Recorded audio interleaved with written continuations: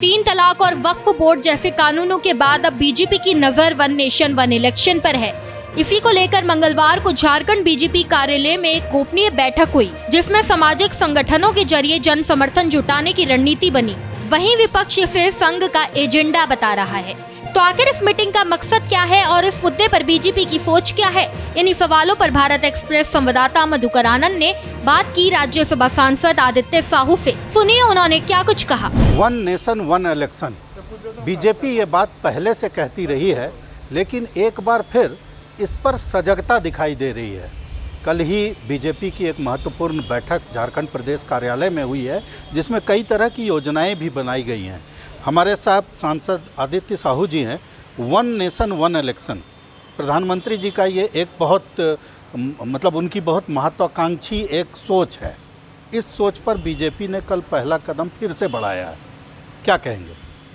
देखिए, आज के समय में भारत जैसे विशाल लोकतांत्रिक देश में वन नेशन वन इलेक्शन बहुत जरूरी है, क्योंकि जिस प्रकार से आप देखते हैं कि प्रत्येक वर्ष देश के विभिन्न राज्यों में लगातार चुनाव विधानसभा के होते रहते हैं, और विभिन्न विधानसभा में चुनाव होने के कारण अगल बगल के राज्य भी उस राज्य में चुनाव से डिस्टर्ब होता है, जिससे संसाधन की बर्बादी होती है, आर्थिक क्षति भी होती है और लोगों का समय भी बर्बाद होता है।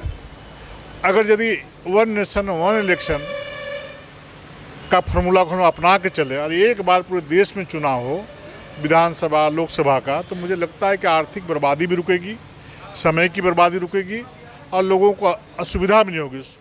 आदित्य जी, एक चूँकि शुरुआती दौर में तो कहा गया था कि इस बात को डिस्क्लोज नहीं होने देना है, बीजेपी अपने हिसाब से जैसे काम करती है संगठन के रूप में, इस पर भी काम शुरू हुआ था, लेकिन बात बाहर आ गई।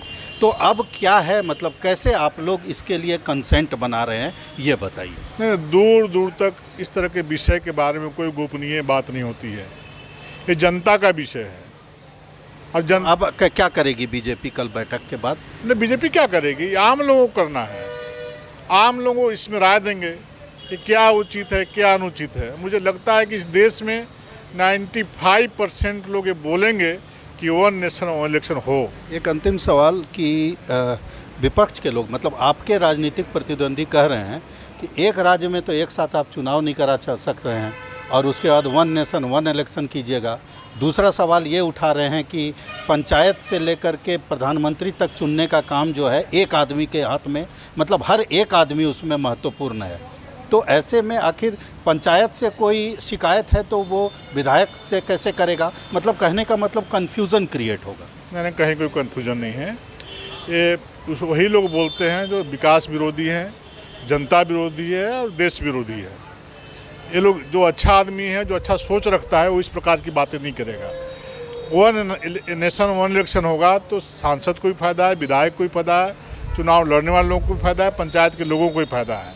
इसलिए इस तरह की बात दूर दूर तक नहीं रहती है। जो एयर कंडीशन में बैठ करके जो राजनीति करते हैं वो लोग इस तरह की बात करेंगे।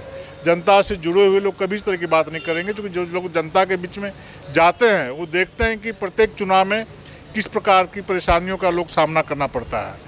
इसलिए वो ऐसे लोग हैं जिनको जनता से कुछ लेना देना नहीं है, जनता से कोई मतलब नहीं है, वही लोग इस प्रकार की बातें बोलेंगे। जो जनता से जुड़ के रहता है, कभी वन नेशन वन इलेक्शन का वो व्यक्ति या वो नेता नहीं विरोध कर सकता है। तो वन नेशन वन इलेक्शन को लेकर के बीजेपी एक बार फिर से सतर्क हो गई है, सजग हो गई है, और जो सूचनाएं मिल रही है कि बहुत जल्द इस पर सरकार कुछ कदम भी उठाएगी। भारत एक्सप्रेस के लिए कैमरामैन धर्मेंद्र के साथ मधुकर आनंद, रांची।